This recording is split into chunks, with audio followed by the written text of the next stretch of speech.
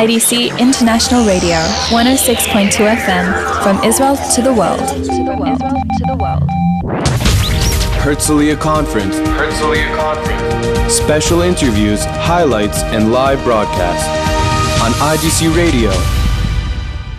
Hello, you're listening to 106.2 FM here on IDC International Radio.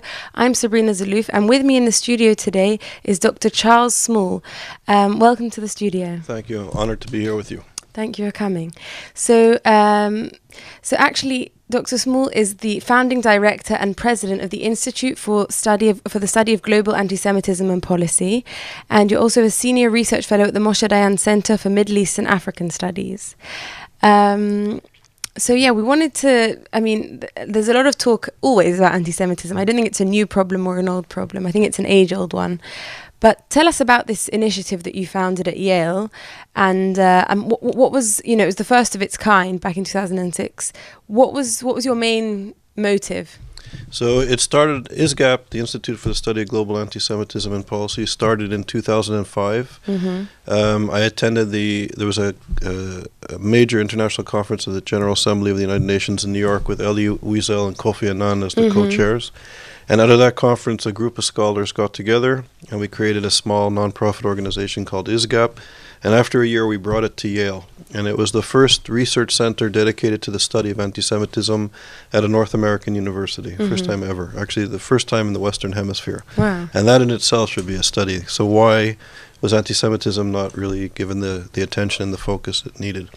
In 2011, we left Yale under, it's a long story, but we re-established ourselves in New York City. And basically what we're doing now, we run academic programming at top-tier universities around the world, like McGill, Columbia University, the Sorbonne, La Sapienza in Rome. We have a program in Kiev. And at Oxford University, every summer, we bring professors from all over the world, and we train them. We help them to create courses or curriculum that they're under contract with us to go back to their home university and teach a course for credits on contemporary anti-Semitism, because the university has been basically, it's a taboo subject in the sort of postmodern, post-colonial, Edward Sayidian moment intellectually. To look at anti-Semitism and the demonization of Israel, you're dismissed intellectually, academically, as an advocate and not a scholar. And we're trying to unpack these arguments and try to get through to understand contemporary anti-Semitism, which is a distraction for anti-democratic forces around the world, in Europe and certainly in the Middle East. Yeah, so that leads me really to my next question, is that the way I perceive the main issue of anti-Semitism today, or its manifestation, is this conflation with anti-Zionism, which is problematic on both sides, because on the one hand you're saying you can't be anti-Zionist without being anti-Semitic. So on the one hand, you're calling everyone who criticizes Israel's right to exist, you're calling them anti-Semitic. But then on the other hand, it's also just as problematic. So how do you see this? Right. So actually, I did a survey, an article with a colleague of mine named Ed Kaplan, and we published it in the Journal of Conflict Resolution, which is a good journal. We interviewed 10,000 people in Europe, in 10 different countries. And we gave them a series of questions about classical forms of anti-Semitism, how Jews are in business and they stick together. I read this survey. Yeah, okay. And then we did questions about, we called Israel bashing questions. So not anti-Zionism, but Israel bashing. So the Israelis poisoned the waters of the wells of Palestinians. The IDF intentionally kills babies. Very extreme. Israel's an apartheid state. And based on our analysis of people answered a certain amount in each category, classical forms of anti-Semitism and Israel bashers, we defined them as anti-Semitic and Israel bashers. What we found was staggering. The vast majority of people who are Israel bashers, and it was a small percentage of the populations of each country, it's a small group, but they were 13 times more likely to be anti-Semitic in the classical sense. Wow. So the correlation is off the charts, and we've scientifically proved, I think, what most people feel in their guts and kind of intrinsically know, that when somebody demonizes Israel as an apartheid, racist, fascist, Nazi entity, we know they're anti-Semitic, and we sort of proved it scientifically. So that's not to say to be critical of aspects of Israeli society, of Israeli policy, of the cleavages and contradictions which exist in Israel. Of course, we should be able to debate, discuss. Nobody is arguing to silence this key element of a democratic society, to have a vibrant media and university and civic society. But we're saying when there's a genocide literally taking place not very far from here, just a matter of kilometers away from where we're sitting, and people like Roger Waters or some intellectuals focus on Israel and demonize Israel as a Nazi apartheid state, when there's a genocide taking place where the rule of law, where the basic notions of citizenship, that women and religious minorities and Jews should be equal under one legal system, and we have this horrific chaos happening in too many parts of the world, but the focus of the so-called human rights community is on Israel. This is extraordinarily problematic, not just for Jews and Israelis, but for Syrians, for Iraqis, for Libyans, and the list, unfortunately, is long. But I guess then what the next step of kind of, if we separate, or if we can determine the correlation between the two, but not necessarily the conflation, then the question moves on to what is anti-Zionism and what is fair criticism of Israel, and which of the two is legitimate. And I think that's a more nuanced debate.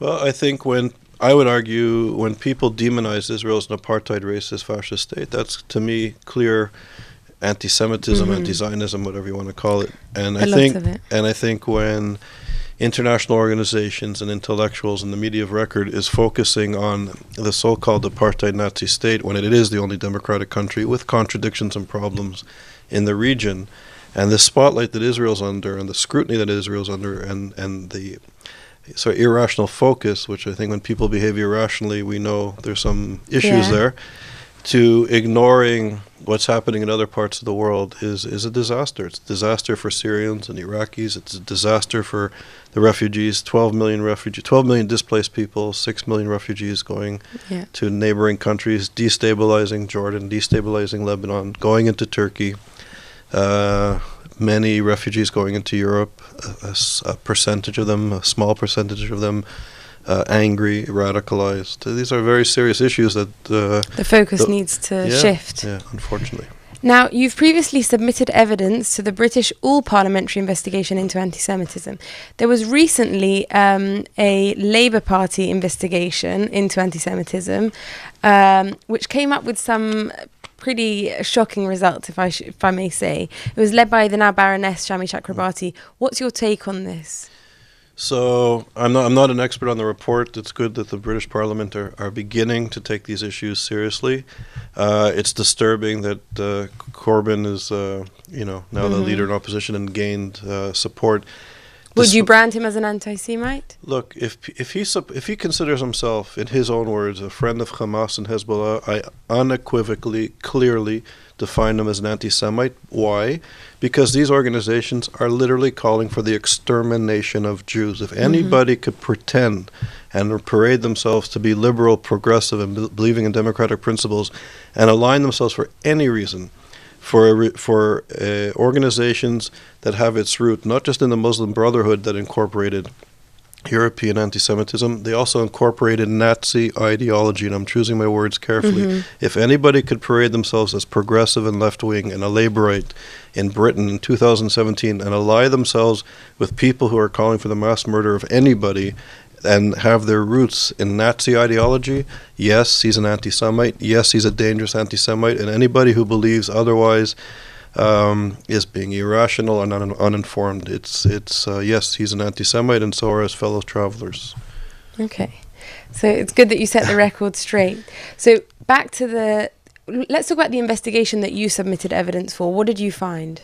So I focused on the sort of the development of the Muslim Brotherhood and how their ideology developed as a reaction to British colonialism nearly a century ago, and how they, for the first time in Islamic or in the Arab world, brought anti-Semitism. I think there was discrimination against Jews in Muslim societies, but there wasn't anti-Semitism. Anti-Semitism is a European phenomenon that came into the Middle East with the rise of Nazis, of nationalism, and some missionary work that came into the Middle East. And what the Muslim Brotherhood did was sort of incorporate this reactionary social movement that fused Islam, or their take on Islam, with European anti-Semitism and including Nazi ideology. So I looked at the roots of the Muslim Brotherhood. I looked at how the Muslim Brotherhood and Islamists in the Middle East were affecting Europe, and this all-party conference took place, I believe, in 2009.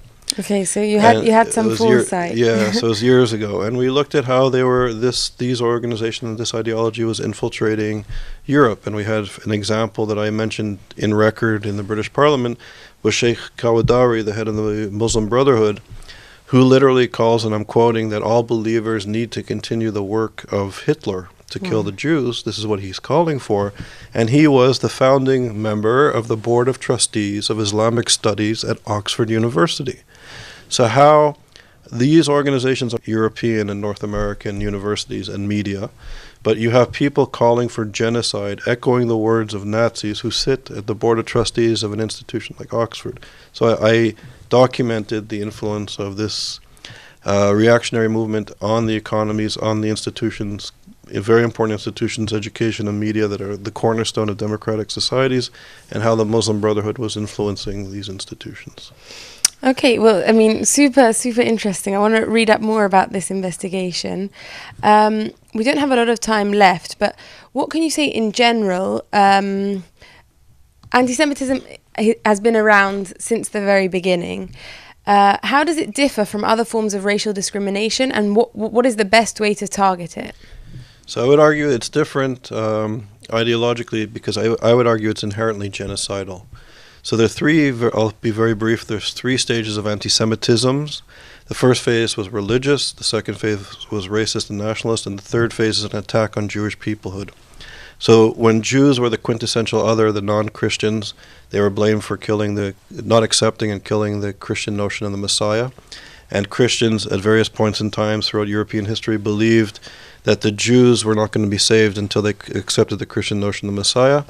But they also believed that the Jews, by not accepting the Christian notion of the Messiah, were not only stopping their personal redemption, they were also stopping global redemption. When the shift went from religion to race and nation, the Nazis, the European Nazis and nationalists believed that the Jews were the wrong religion, and they were polluting the purity of the white Aryan race, and they had to be eliminated to protect the purity of the race. So to protect the purity of the race, the Jews had to be removed. This culminates in the Holocaust. Today, those forms of anti-Semitism in the West in particular are not acceptable. If you would utter these words in the media of record or at a good university, I believe you would be ostracized. But attack Jewish notions of peoplehood and you're rewarded. You advance your career. And I think this is the new anti-Semitism, or the contemporary anti-Semitism. And people argue that only if the Israelis would change, or if only Israel would disappear, jihad and all the problems of the world would go away. Just as the Grand Mufti of Jerusalem just said a few days ago that if all the Jews were killed, jihad would go away. It's insanity. This is the new anti-Semitism that is not only pervasive in the Middle East and Islamist circles, radical circles, but it's also in the extreme left and among intellectuals in the West. And this is this sort of the dangerous notion of anti-Semitism, and I think we need to expose it and fight for it, because as Elie Wiesel often said, and history shows, anti-Semitism begins with Jews, but it never ends with Jews. Once you unleash this hatred, women, religious minorities, gendered identities, people become victims of this hatred. Yep. Well, this has been super interesting, and really thank you for coming in. I hope you enjoy the rest of the conference. Thank you. It was an honor to be here. Thanks for interviewing me. Thank you. IDC International Radio, 106.2 FM, from Israel to the world.